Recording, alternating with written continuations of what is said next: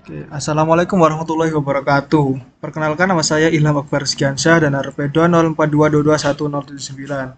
Di sini saya akan mempresentasikan hasil tugas IoT saya, yaitu Smart Greenhouse. Dan untuk table of content-nya sebagai berikut: ada research background, sensor, aktuator, block diagram, dan monitoring skematik, kontrol sistem block diagram, monitoring dan kontrol, arsitektur, infrastruktur, electrical wiring.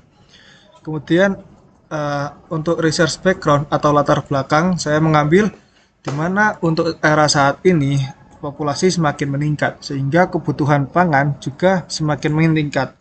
Sedangkan untuk terutama di Indonesia, untuk lahan pertanian itu semakin sempit dan juga perawatan serta dalam memanen itu masih manual.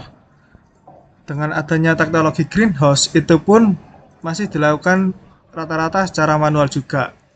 Sehingga eh, kita perlu adanya perubahan, yaitu menggunakan teknologi IoT atau Internet of Things untuk mengontrol dan memonitoring greenhouse, sehingga memudahkan para petani untuk mengoptimalkan pekerjaannya dalam memproduksi bahan pangan.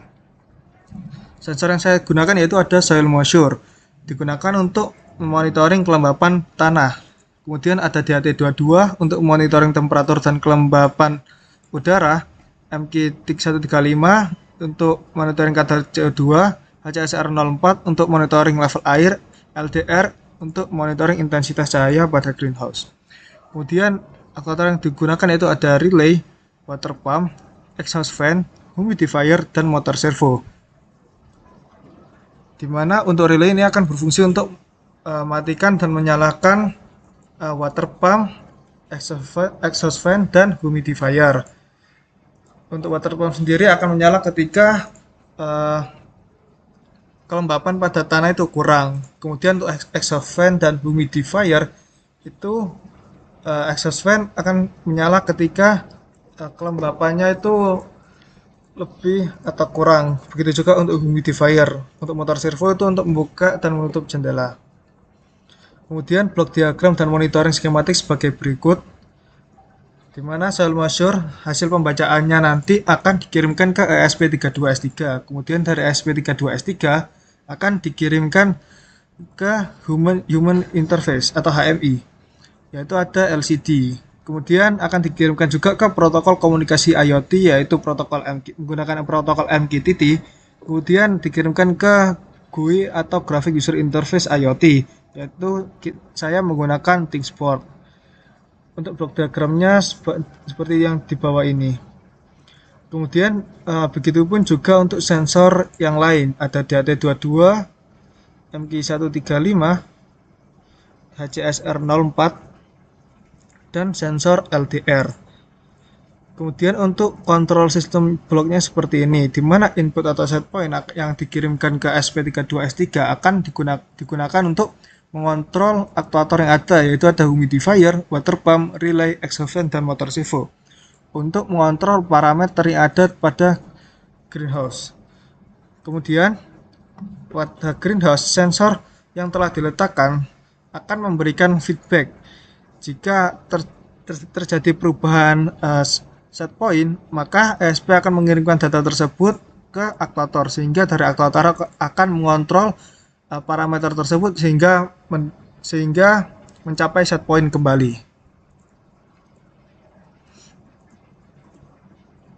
Kemudian ada arsitekturnya seperti berikut, di mana DHT22, CSR04, soil moisture, MQ135, dan LDR itu data yang dikirimkan ke SP32 untuk mengontrol aktuator. Kemudian data tersebut juga akan dikirimkan ke database melalui protokol komunikasi IoT, yaitu menggunakan protokol MQTT. Kemudian dikirimkan lagi ke GUI IoT atau Graphic User Interface, yaitu ThinkSport. Untuk infrastrukturnya juga seperti ini, hampir sama seperti arsitektur.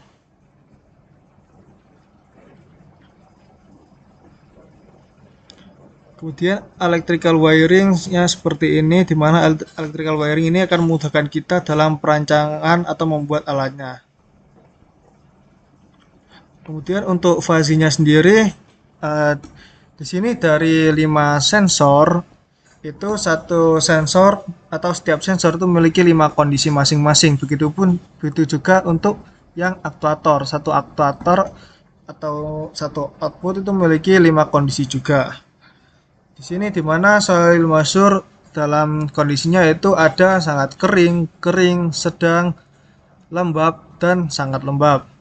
Kemudian ada T22, ada temperatur yaitu eh, sangat panas, panas, sedang, dingin, dan sangat dingin. Kemudian untuk kelembapan udaranya sangat kering, kering, sedang, lembab, dan sangat lembab.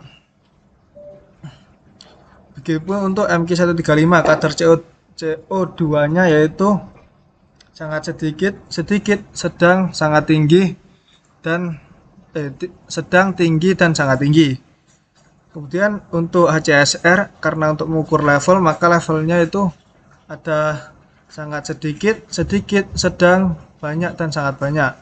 Kemudian untuk LDR, begitu juga dengan LDR, sensor intensitas cahaya, di mana cahaya yang masuk yaitu ada kondisi sangat sedikit, sedikit, sedang, banyak, dan sangat banyak.